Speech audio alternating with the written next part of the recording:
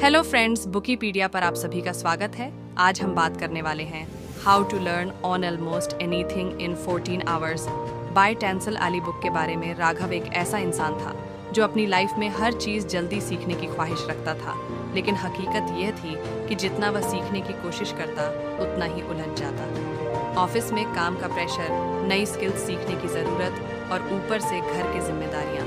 राघव की ज़िंदगी एक ऐसे पेंडुलम की तरह हो गई थी जो हमेशा टाइम और स्ट्रेस के बीच झूलता रहता था।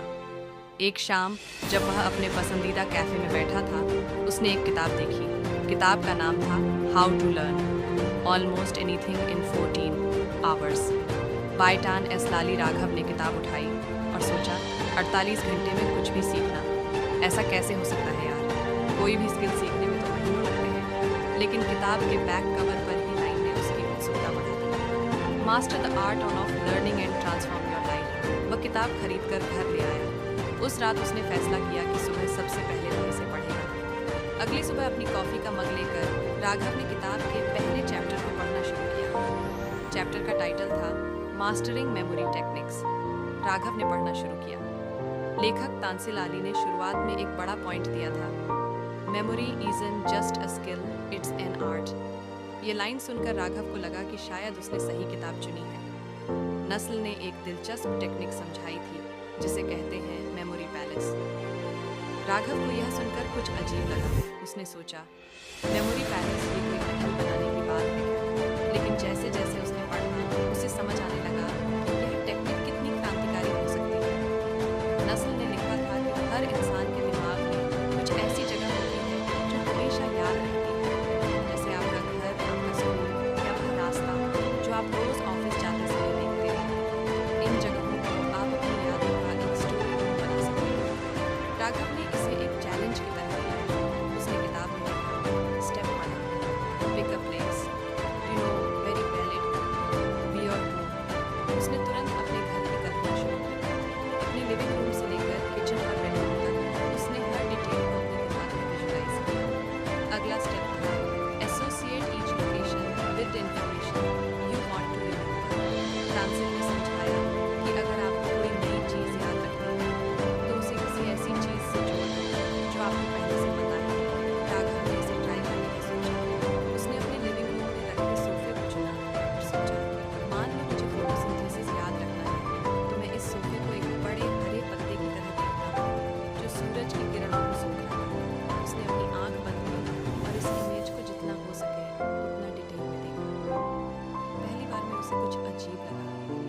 उसने खुद से कहा, यार ये सब कुछ फिल्मी लग रहा है, ये मेरे काम कैसे आएगा? लेकिन उसने हार नहीं मानी। उसने अगले स्टेप को आजमाया।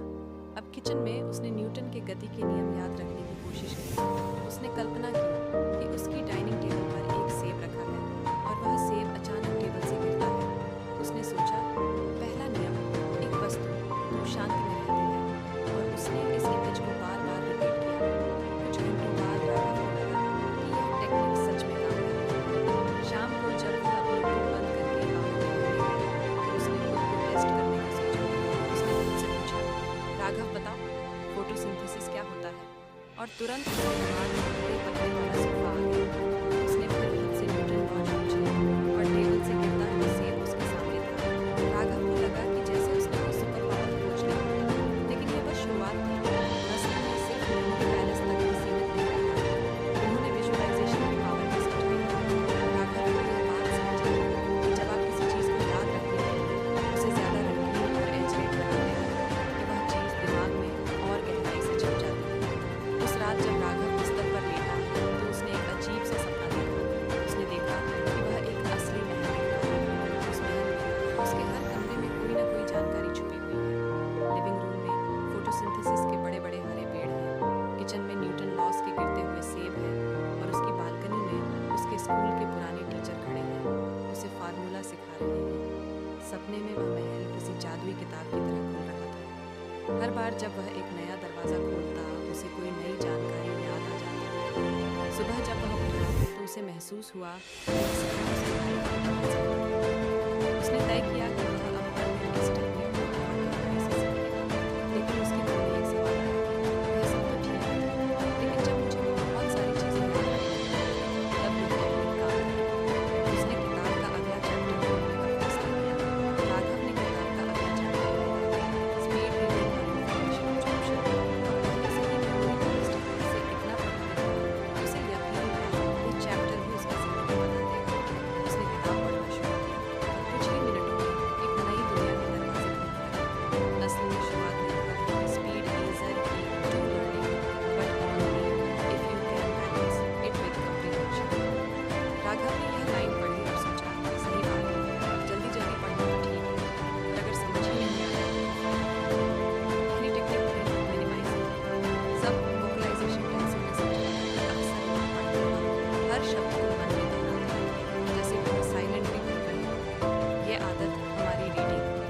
आपको हमारी फ्री समरी अच्छी लगती है तो आप हमारे चैनल को सब्सक्राइब कर सकते हैं, हमारी मेंबरशिप खरीद सकते हैं या हमें यूपीआई के थ्रू सपोर्ट कर सकते हैं। अब समरी पर वापस चलते हैं। राघव को यह सुनकर लगा, अरे यार, ये तो मैं ही करता हूँ। अब इस वीडियो को